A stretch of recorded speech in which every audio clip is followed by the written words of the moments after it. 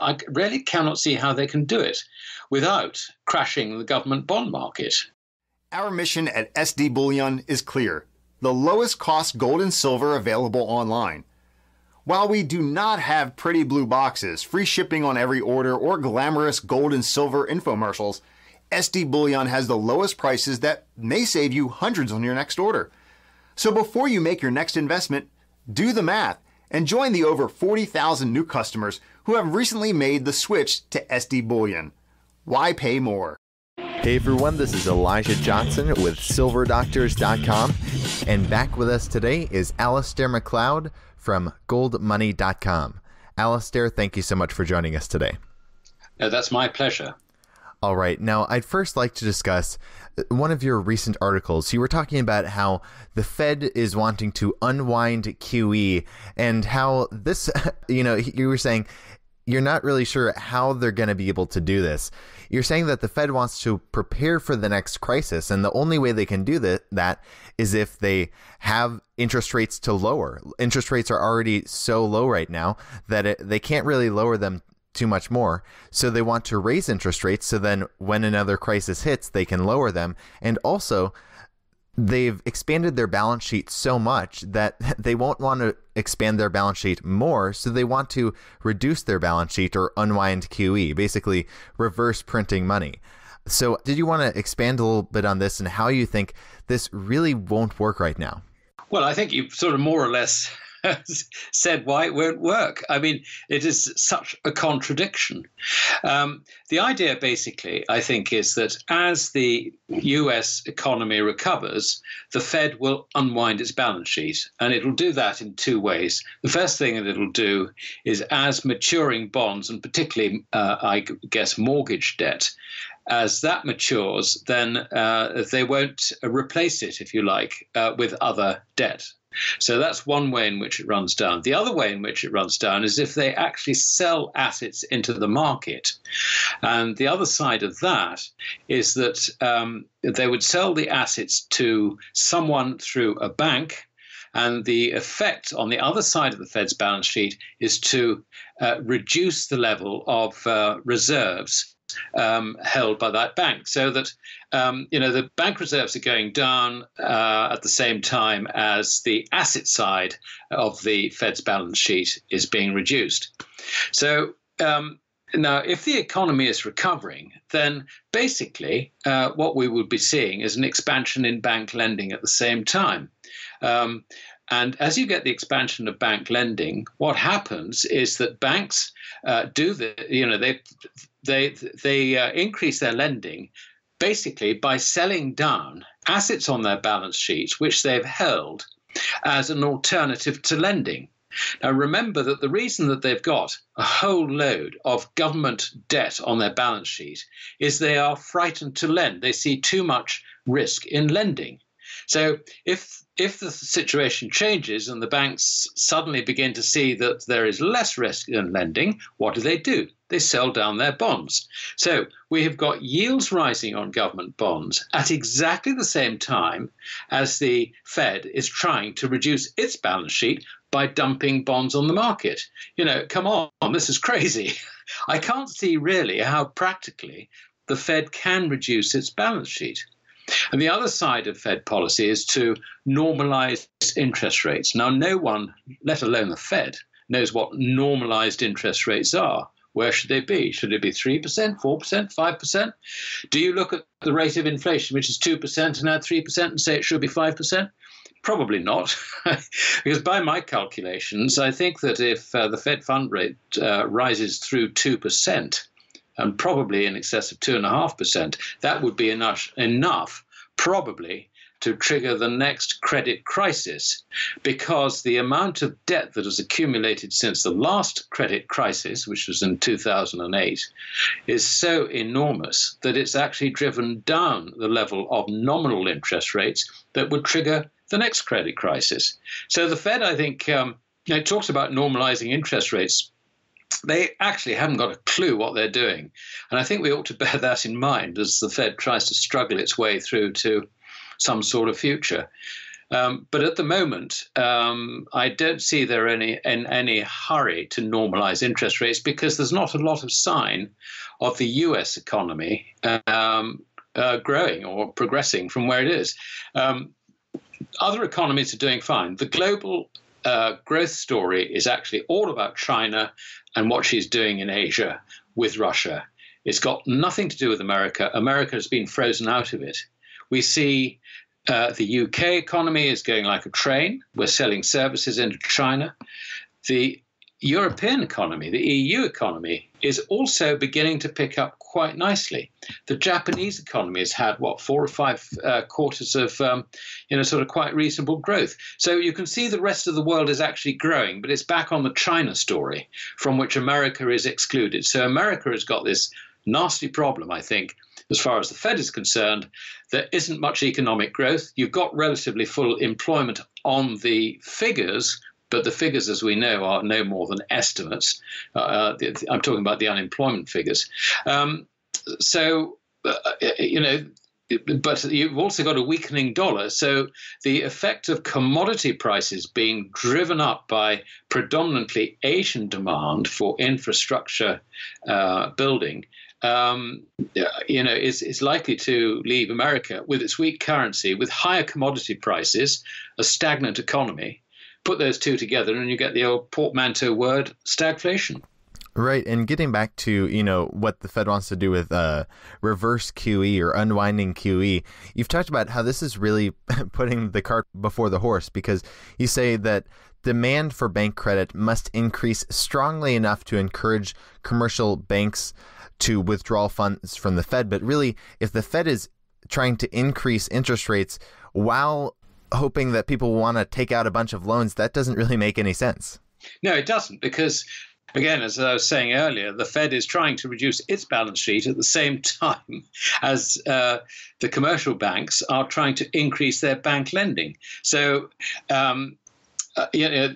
what it does is it drives down the prices of bonds, because the way in which bank lending increases, certainly in the initial stages, is the commercial banks basically sell off their US government bonds at the same time as the Fed is trying to reduce its overall bond holdings. So what happens basically is that bond yields start rising really quite sharply. This is a disaster really waiting to happen. And also, of course, the other thing is that this rise in interest rates is also occurring ahead of negotiations for an increase in the debt ceiling.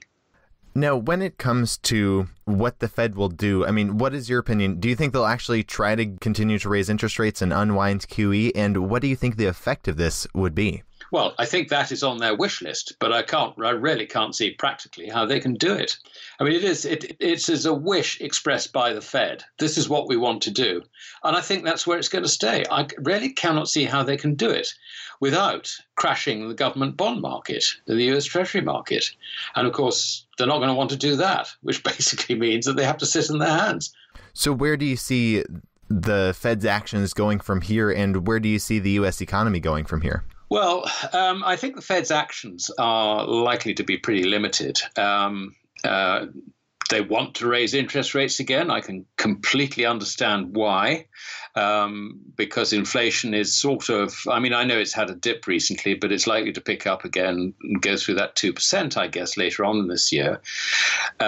You've got relatively full unemployment on the government statistics, which I certainly don't believe. I think the Fed is hoping that they're slightly wrong because they don't want to be too tied to it, but it's one of their dual mandates. What can they do? I can't see how they can really do anything about it. So and when it comes to the US economy, as I said earlier, the problem that the US economy has is that it is faced with rising commodity prices, because economic growth is elsewhere in the world. It's basically in Asia. And China is effectively, she is going to be spending an awful lot of money on her own infrastructure. She's building new cities. She's moving up to 200 people over a period of time, and not a very long period of time, from rural areas into new cities.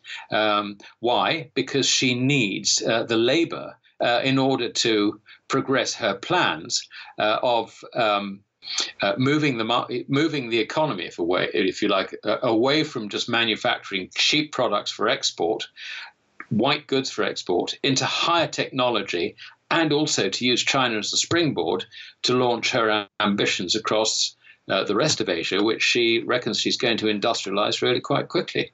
And already we're seeing, this is an interesting thing for your listeners, there are already, last year, between China and Europe, over 1,700 trains ran. It's a 15-day journey. They're going to reduce that down to 10 and possibly a little less. Now, this compares with shipping goods by sea from Shanghai to Rotterdam, which takes roughly 30 days. So you can see there is if you like, an enormous degree of progress in terms of communications with the new Silk Road going overland. And this is really changing the dynamics of Asia enormously in a very, very short period of time. That's where the growth is. It's not in America. And this is America's problem. She will find rising prices without her economy responding, if you like, in the sense that those rising prices are driven by US demand. It's not. It's driven by demand elsewhere. Right. I know you were writing recently about credit cycles and how right now what we're seeing in the United States is we're not seeing a lot of growth in the United States, but the rest of the world is in the expansion phase. Now, I'd like to get to that a little bit later, but right now, if you could discuss a little bit for our viewers what credit cycle is, and then if we can later then apply it to what is happening today. Well, if you talk to any economist, any businessman, any central banker, they will say there is a business cycle.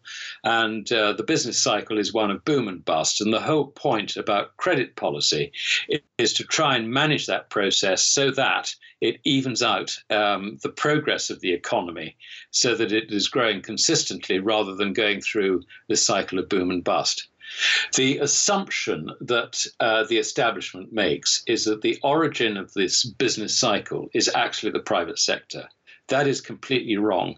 The origin of the cycle actually is credit. It is the expansion and contraction of credit through a fractional reserve banking system. And this is the point I really do want to get over to anyone who reads or tries to understand economics. Business cycles do not have their origin in the private sector. They have their origin in the expansion and contraction of credit.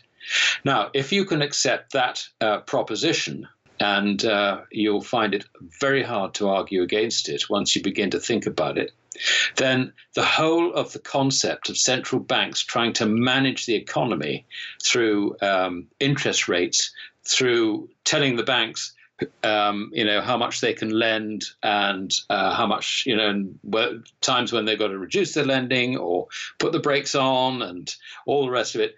I mean, forget it. It just does not work. It never will work. The central banks are the cause of the problem. Central banks will never face up to that because otherwise they should just shut down.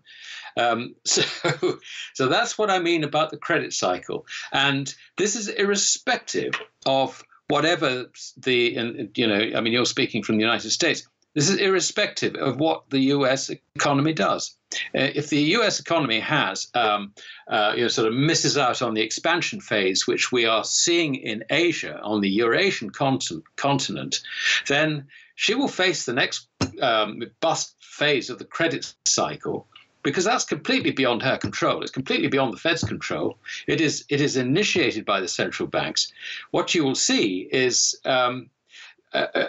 quite simply, America, if you like, running into the next crisis phase of the credit cycle without having the benefit of economic expansion. Meanwhile, economic expansion is definitely occurring in the Eurasian continent. We can see signs of it in the UK. The UK has been going pretty well. We've got signs of it in Europe, particularly led by Germany, and we've got signs of it in Japan. And, all this is centered on Asia. This is, so I repeat myself that America is losing out on this. So then do you think the U.S. will really feel the next crisis the most? Will it get hit the hardest? No, I think we all will. I mean, it depends, what actually triggers the next crisis. I suspect that it'll be rising bond yields that do it. If you think about the effect of rising bond yields on the Eurozone's banking system, they won't have to rise very far before they are not only insolvent but bust as well. So that is that is potentially a source of the problem, because as we go through the expansion phase, inflation picks up, bank lending picks up, and what happens is that the central bank has to raise interest rates. The ECB will have to do an about turn, raise interest rates, and guess what? The whole system will start falling over. Well, whether it starts falling over in Europe, America, or Japan, or China, is open to question. I suspect that it will be it's all sort of happening in phase. You see, the other thing is that all you need to see in America is the inflation to begin to run away from that 2% ceiling. And then suddenly you have got a problem. You've got a very big problem, because the Fed will have to raise interest rates to try and curtail the rate of inflation. And if they try and do that, then what happens basically is that they will bust the system simply because of the enormous quantity of debt that's accumulated between the last financial crisis and now. All right. Well, Alasdair MacLeod, thank you so much for joining us today. Before we let you go, I was wondering if we could change gears here a bit. Did you want to share with our viewers your perspective on maybe, the last month's price action in the gold and silver markets? Yes. Gold and silver, they got very, very oversold. They bottomed out in sort of the first half of July, I suppose. They got record oversold, particularly silver ridiculously so. And so the recovery so far has really been a bear squeeze rather than actual buying. That is beginning, I think, to change. The other thing is that the dollar has been very, very weak. And despite the dollar weakness, precious metals have weakened as well. So if, for example, you look at the price of gold in euros, you can see that it's currently priced at about 1,070. In July, it bottomed out at around about 1,060. So it's hardly risen at all. The rise in gold has, if you like, been fueled as much as anything by a weak dollar. Over the last few days, we've had a slight reversal of that. The dollar has stopped falling for the moment, but I can't see any reason why there should be a long-lasting recovery in the dollar. And on that basis alone, I would have thought that gold has got potential to go higher, and silver for that matter. Right. I was recently talking with the silver guru, David Morgan, and he was talking about how, in his view, it seems pretty clear that we've started a new long-term bull run. Short run, he's a little bit unsure where we're headed, but for the long run, it looks like we've started a new bull run. Would you agree with that? Yes, I would. I would agree entirely, because, the whole background, if you're looking at the price of precious metals in dollars, the whole background is that commodity prices as a whole are rising. They are rising despite the underperformance of the US economy. And if commodity prices are rising, then the silver price will rise with it. So I can see what David's saying is absolutely right. I think we're always right to be slightly cautious about, when it's going to take off and all the rest of it. But I can't see any reason really why silver should go lower, particularly given that I think that the purchasing power of the dollar is on its way down. I think there are huge quantities of dollars in non-US hands, which are likely to be sold for foreign currencies. I can't see why anyone would want to hold the dollar at this juncture. And on that basis, precious metals, I think, probably have bottomed out now, and I think have the potential to have a pretty good run. All right. Well, Alasdair MacLeod, once again, thank you so much for your time. And where can people find you if they're interested in learning more? At goldmoney.com, and there's a drop-down menu on research. I write weekly an insight article that's published on Thursdays, sort of midday, I suppose, Eastern time. And I also do a market report if people are interested in precious metals, which is published on the Friday. I actually complete that report on Friday morning European time. So you have to give me just a little bit of latitude in case things move between me writing that report and it actually being published. But those are the two principal weekly articles that I write. All right. Once again, Alasdair MacLeod from goldmoney.com. Thank you so much for your time today. Thank you, Elijah.